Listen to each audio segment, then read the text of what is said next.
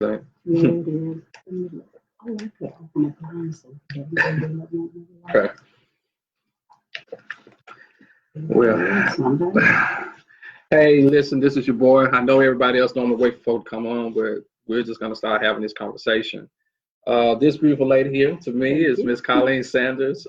She has been a great friend, mentor, spiritual mother to me, and she has definitely been here with me, through this process of making films and just taking on this new course that I have in life.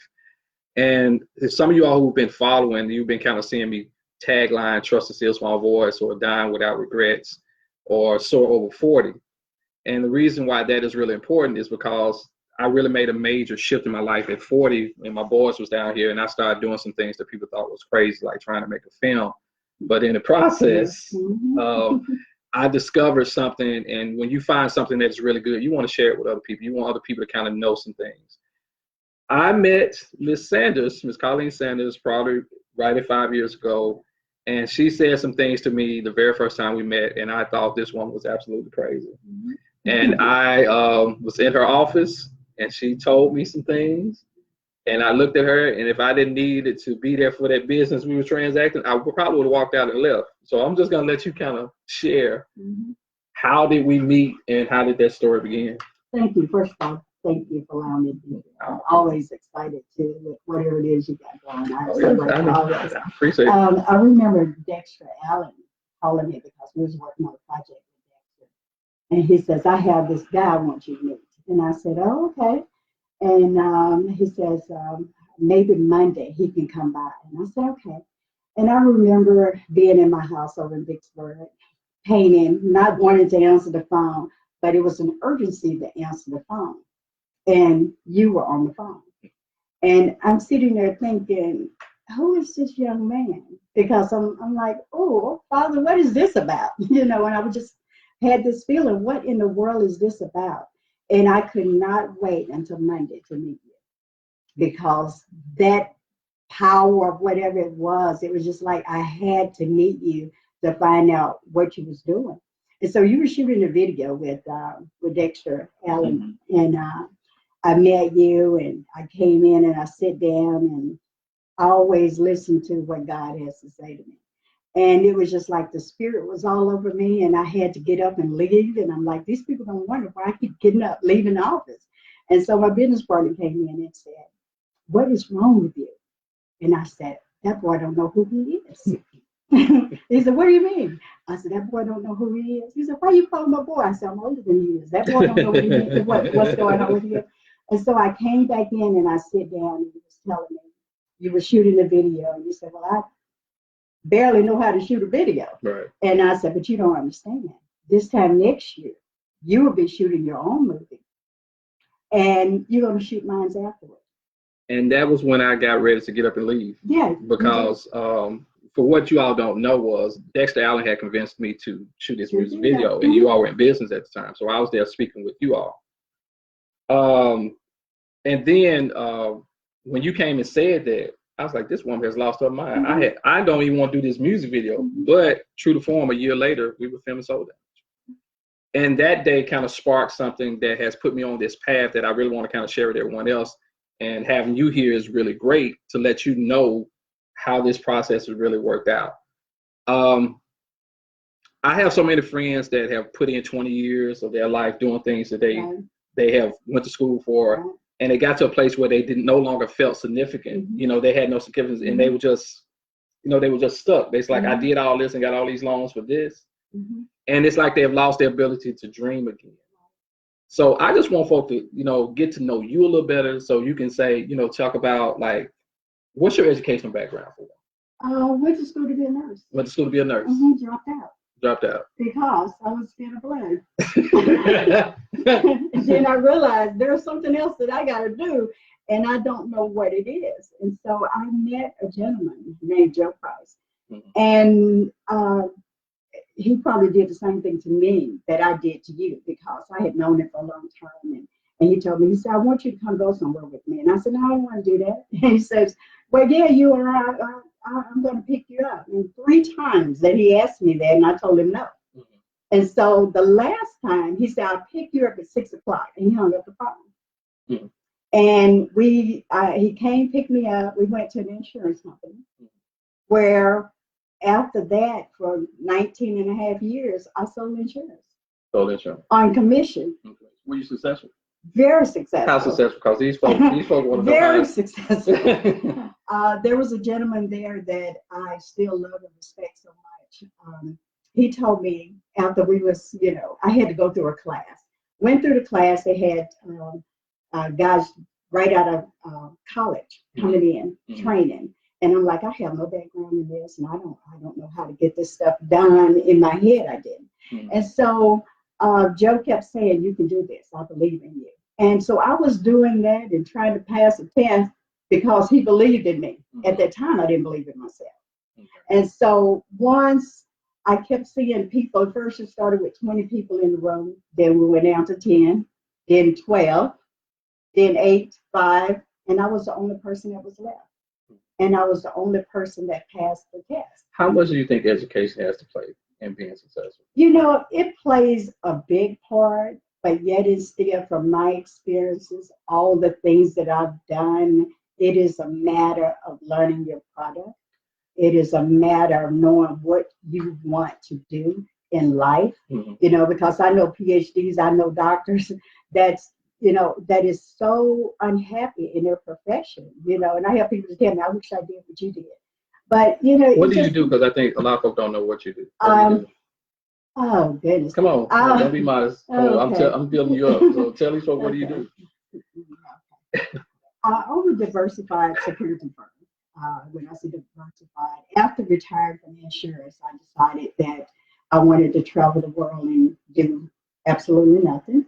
And so I did that for a year, and I came home one day, and my business partner now called me and said, if you want to have money in the next 5 years, you need to stop traveling, and you need to settle down and do what you know you need to do, because in 5 years, you're going to be totally broke. But the good thing about it is, when I was in the insurance industry, Mr. Rokas told me, he said, I'm going to put this plan together for you. And if you do this for the next 15 years, you'll never have to work another day in your life. So I believed in him when I didn't believe in myself. And I took what he said. And when it came up on the 15 years, I retired, never had to work another day in my life. But I chose to go back to work after 1999. I chose to do that. So the biggest thing that I'm trying to get people to see is that the spiritual link between taking your gifts and making a living off of it, because a lot of people don't believe that you can make a living off of your gifts. Trust me. And that's the thing that I'm trying to get to, because the stuff that I'm doing is small to what you've done the majority of your life. I don't want to seem like I'm bragging. No, I need you to push, because these folks don't believe nothing. These people don't believe in themselves more than anything, but you have to hit them with these stories. And I don't need you to be modest right now, because they need to say where you come from, how they can see themselves in you, and how you can actually do this. One of the things, I will get emotional, so let me tell you that now. But one of the things, and I got to go back to when I was a little girl, and my mom died when I was very young. And during that time, my mom was very ill. She taught me things to survive. And one of the things that she taught me is how to listen to God, because he always speaks to everybody. And my thought was, God speak to everybody? She said, yes. And I'm going to tell you a little small story. One time when we were sitting on the front porch, I was combing my hair. My mom was combing my hair. So she got up and she took off and started running. And I'm thinking, why are you running?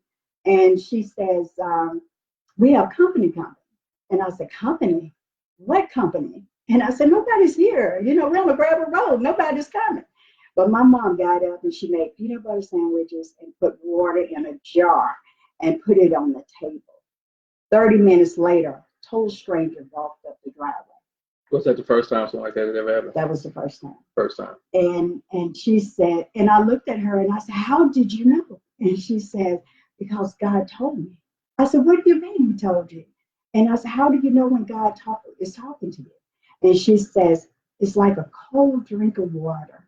And I said, cold drink of water? She says, it's like a cold drink of water. And she says, when it goes down inside of your stomach, there's a cold feeling and it gives you chill bumps. And I get those to this day. Right. And so she says, and I would say, how did you listen to him? And she said, he will speak to you. It's an urgency to get up and move. And I'm sitting there thinking, it's an urgency to get up and move. And she says, yes. And I remember one day I'm in the backyard making mud cakes. And I'm thinking, I want my dad to come home. I want my dad to come home. And I'm sitting there making mud cakes. And I go in the house and I had this great feeling that's all over me. And I run and tell my mother, I said, Dad is coming home. And she says, no, he's not supposed to be here until Friday. And I said, no, he's coming. God told me he was coming. And she says, no, he'll be here Friday. And about an hour later, my dad came up the driveway. Well, you know, a lot of times when we hear these folks talking about God speaking to them and the spiritual stuff, normally these are folk who, you know, just real religious type of people and not think. And a lot of times, honestly, we don't really see that success translate in the natural world. So how successful have you been in the natural world? Okay, we'll start here since you don't want to talk. Okay. We're in your house in Clinton. Where are your other houses? Okay. Vicksburg. One in Dallas. In California. One in California. Condo in Texas. Really? Yeah. When God speaks to you. And so how did that happen in business? In business, putting together a plan, you know, because one thing that I know that when growing up, I had a hard time because of things that happened in my life where people telling me, you're not going to be anybody. Right. You're not going to be anything. You're not going to be anybody. You're ugly. You know, you don't have to worry about this and you don't have to worry about that because you're never going to be anybody. And that seed just went crazy in my head because I know that God has a purpose for my life. And I know only He can say who I'm going to be. And I started thinking about the things that my mom had given me over the years to survive. And I just started taking all those things and say, okay, I am whatever it was that I wanted to be at that time. And at the insurance company, I am going to win the strip. I know I'm going to win the strip. And I would put plans of action together. And sometimes I had to work a lot harder. There was times I worked on Sunday to reach my goal, but I never stopped until I reached my goal because it's important. When you stop, that's when you fail.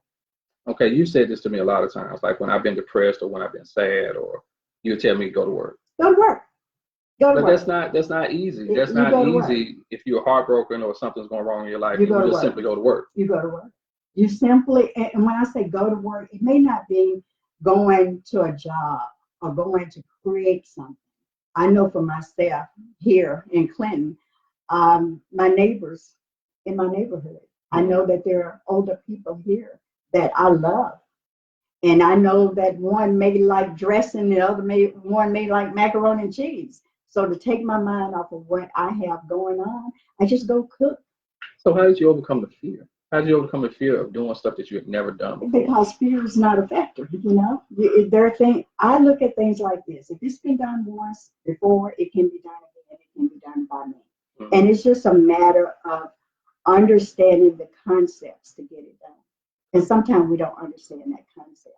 You know, sometimes we get afraid and we allow the fear to stop us from dreaming. It stops us from building our life. It stops us from everything. And not only that, we started to take the fear and blame somebody else for it. I didn't do this because of this. I don't have the best job because I couldn't go to college. I don't have the best job because my mom and dad didn't put me through school. You know, we always look for excuses why we can't do something. And the best thing to do is acknowledge the things that's going on in your life and deal with them head on. Head on. Head on. But what if I fail? What if? It's okay to fail because you tried. If you don't try. Well, people laugh at me because that's what really these folks are afraid of. They're afraid of if they fail, what their family gonna think. So what? So what? So what? So what? So I mean, you say that so easily. Because I failed so many times. Okay. Because you failed say it so many easily, but times. someone who's No, out there saying, "Hey, no. look, I want to Uh-uh. pursue this dream, but I'm over 40 right now, and if I do this, how As my long family's as gonna you talk about breathing, it." you can do anything you like to do. As long So as you how did you breathing. do it? How did you do it? I just made a determination that my Bible says, ask anything in my name, and it shall be done. So I just asked in his name, and it's done. You put a plan of action together. Like, and not mean to boast anything, but I've been a millionaire more than 20 times in my life. And I'm gonna get him more. And I did it because I was told I wasn't gonna be nobody. Right. I couldn't be anybody. I wasn't gonna do anything. But my mother used to tell me all the time, it's not about what somebody say about you. It's not about what they call you. It is about God have planted a seed, a purpose in your life. Nobody else have the right to take your purpose that God has given you. And once I realized that it doesn't matter what nobody say about me, what is so important is what I do. I get it all the time. I have people say, why you do this and why you do that, why you don't have to do that. But I do. I do. At one time I used to wear all the diamond rings, the finest cars, and all the things that, everybody else wanted. And I did that because I didn't know who I was. So what got you to the point that you know? I knew who I was because the things that I was running to get, like a lot of success, and I've had a lot of success. But what makes me the most happiest is when I'm doing something for somebody else. Really? That is my gift. I found out my purpose. When you find your purpose, you find your life. I found my purpose. So your purpose is in serving other It's people. serving other people. That's my purpose. But In this life, how do you make a living in serving other people? there's all kinds of ways. You know, like for the Geneva Foundation, one of the things that we did back in 2016, I wanted to actually come out with some terrible things that had happened in my life, really bad things that had happened. And one of the things that I know, I was not the only person that was going through those things. What were those things? I was abused. I was sexually abused. I am a survivor. I am a survivor of sexual abuse. I was told I wasn't going to be anybody. I told I wasn't going to do anything. I was told every negative thing in the book. But because of the small seeds that my mother planted in me at a very young age, helped me to survive. Did I try to commit suicide? Yes, I did. Yes, I did. I went to the top of a mountain because someone was coming into our house. And I knew that there was going to be a time that I was going to be raped again. And I decided that I was going to commit suicide because I couldn't deal with that pain anymore. And I realized after going to the top, I asked my mom to forgive me because I knew that I had promised her that I would walk with my brothers and sisters until they was able to walk for themselves. And I asked God to forgive me because I was told I would never go to heaven if I committed suicide. So what happened? Did you try? I did. I went to the top of a gravel pit. I fell back. And as I was falling, it looked like little clouds of angels that was falling around me. And when I land on top of a mattress that somebody had thrown away, but it did me a favor. How much of the darkness, how much of that tragedy that you're going through has contributed to your success? And that might sound like a strange question to some folks, but how much of all that evil stuff contributed to you being successful? Because I had to be. I mean, how much do you think it helped you because of? Absolutely. If I had to change my life, I wouldn't change it. You wouldn't change your life. You would not change you would hold up. You would not change all the sexual abuse, all the stuff that happened. You would not change that? No. Yeah. Why? Because God gave me a purpose. in order for me to come out of the darkness into the light, I had to go through something. And I went through a lot. I went through a lot. But the purpose for my life is to be able to tell my story so somebody else can get blessed. So you're using the pain Yes, to serve others yes, and make a living doing this. yes, yes, Is that the part you think most of these people are missing? yes. Because they're trying to run away from the pain? They run away from it. A lot of people run away from the pain. But let me tell you my first interaction with God. During that time, I was trying to commit suicide. I remember thinking, my legs are broken, my arms are broken, everything is broken, I can't move. And when I started moving my hands and arms, nothing was broken. I got up, came back to the house, started cooking, because in my head, I thought I was going to die. It was only a matter of time because the fall was so deep. I just knew that I was going to die. It was going to be any time. So my thought was, let me go and cook food so my brothers and sisters will have food to eat when I die. That's what I thought. That's what I thought. And so that night, I went to bed. There was we used to have cats. So I thought it was a cat that was moving my feet. And I kept hearing this voice saying, "He of little faith." And I remember taking a blanket, pulling it over my head, and something rubbed my feet again. And I said, "Shh," like that, scat. And the voice said it again. And it says, "He of little faith." John 14:14. And when I moved the cover from my head, I saw an image that I believe in my heart was God. It was an image of him in a corner. And I got up and I read the Bible. It says, "Ask anything in my name and it shall be done." And I said, "Father, you don't have to remove all of my pain. Just remove enough to let me know that you have not left me." And when I woke up that morning, I woke up on my knees. I got up, went to the mailbox. That was the first time in 4 years that I walked outside of my front door because I was afraid. I was afraid. I was embarrassed. I was hurt. My family let me down. My community let me down. My church let me down. Everybody let me down. But everybody knew what was happening in my life. And not one person made the effort to help. Not one made the effort to help. But the day that happened to me was the day that I died. But that was the day that God said, "Ask me for whatever it is that you want, and I'll do it." I just wanted to remove a little of the pain that I was feeling. Not a lot, just a little, to let me know that you have not left me.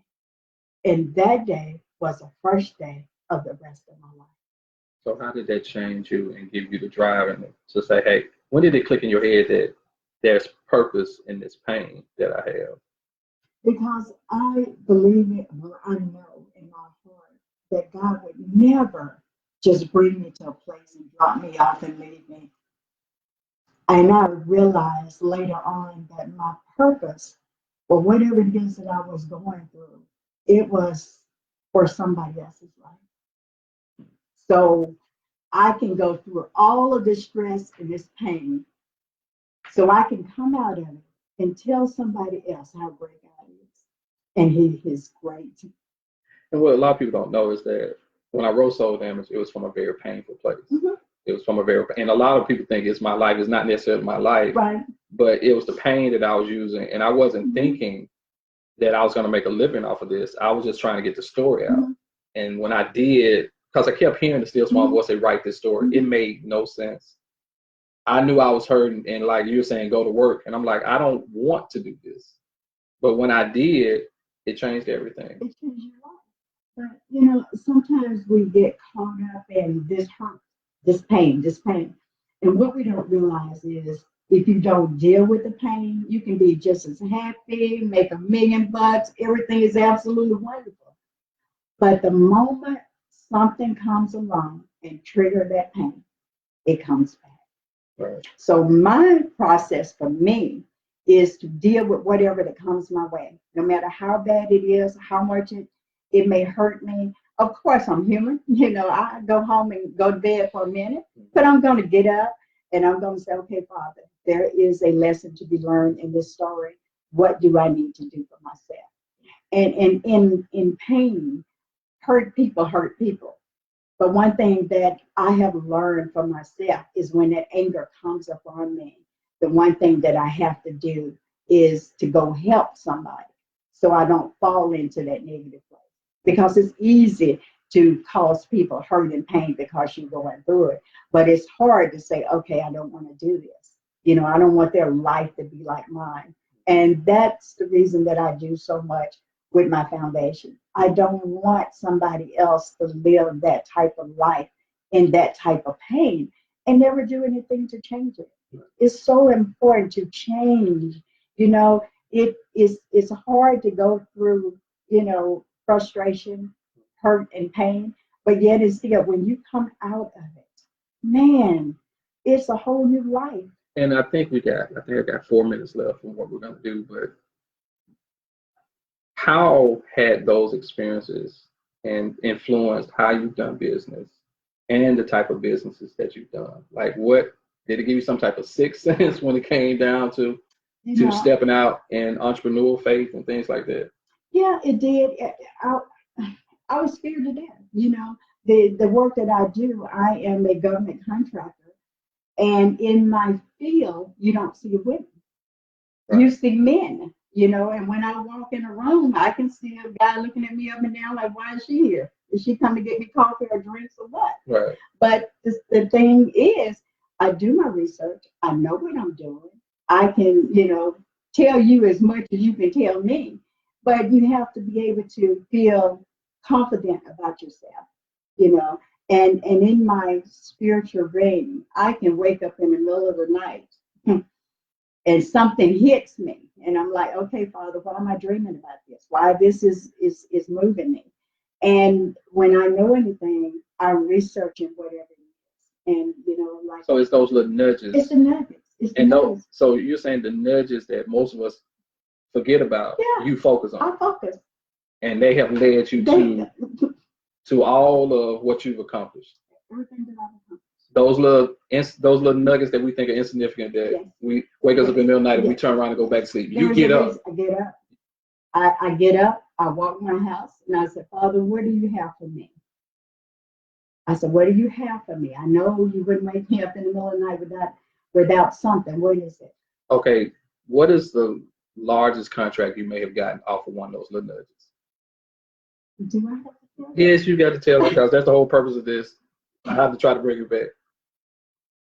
Oh, the largest contract that I received was Camp Sheridan contract. Let me just say that I had 450 employees on that contract, $300,000 a month in food service, and $335 a month in payroll. From a nudge. From a nudge. That most of us overlook. All of my contracts have come from nudges. What was the nudge in that particular contract? What was the nudge, and what did you do after you received that nudge? I was on my way to Harrisburg going through Harrisburg to the coast, and I was going down, and I kept thinking about soldiers. I said, "Why am I thinking about this? Why am I thinking about soldiers? This is crazy."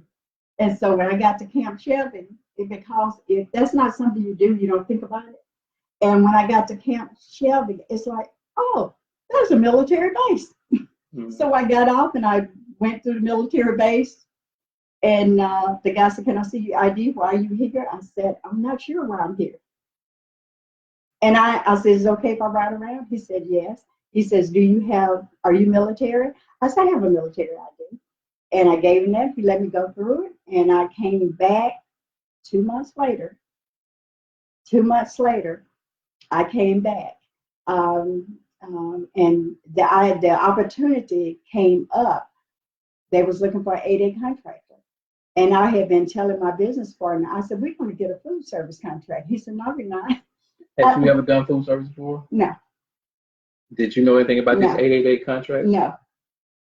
So why in the world would you pursue this, and you had no experience in it? You did not know even what it was at the time. So why did you pursue it? Because somebody told me I couldn't. And that nudge. And that nudge told me I could.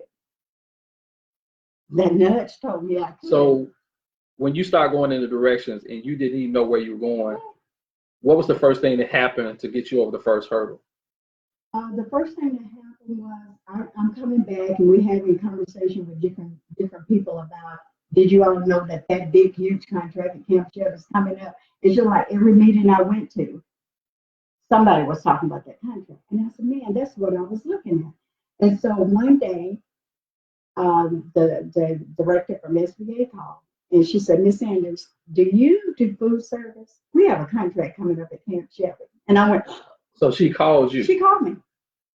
And she said, you know anything about food service? And I said, yes, ma'am, I do. But let me ask you this, because I'm going to get to a close, but I promised myself I want to do this for more than like 30 minutes.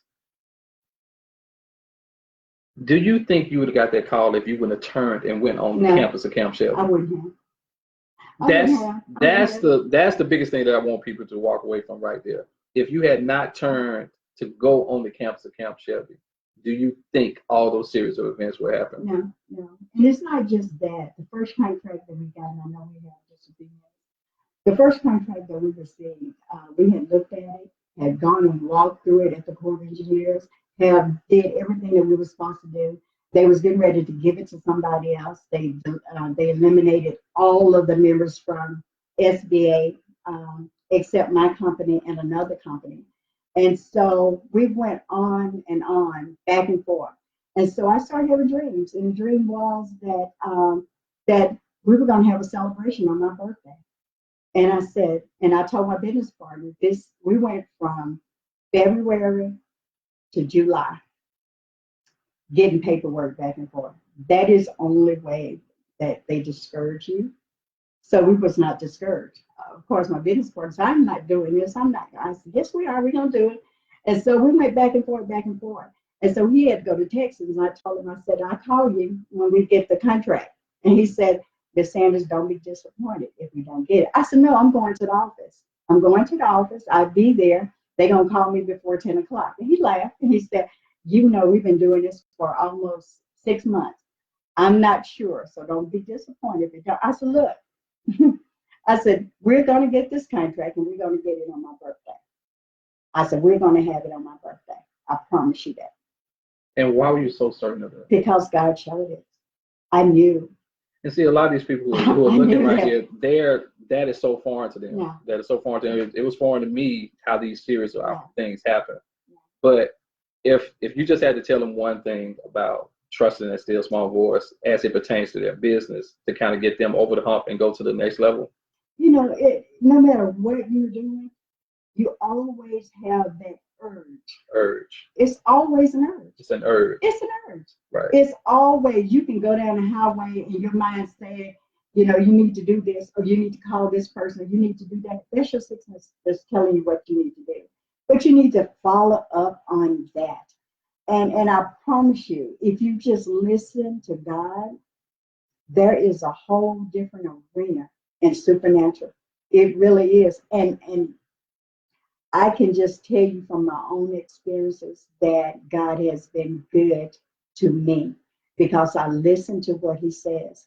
And the other good thing that we should always do, and sometimes we don't, when we get a hand on a lot of money or a small amount, it doesn't matter how small the money I get or how large it is. If I'm working on a project, 2 things I do. I work on a project, but I take and I write down exactly what I'm going to do with money once I receive it. It has nothing to do with my company. It has to do with my own personal self.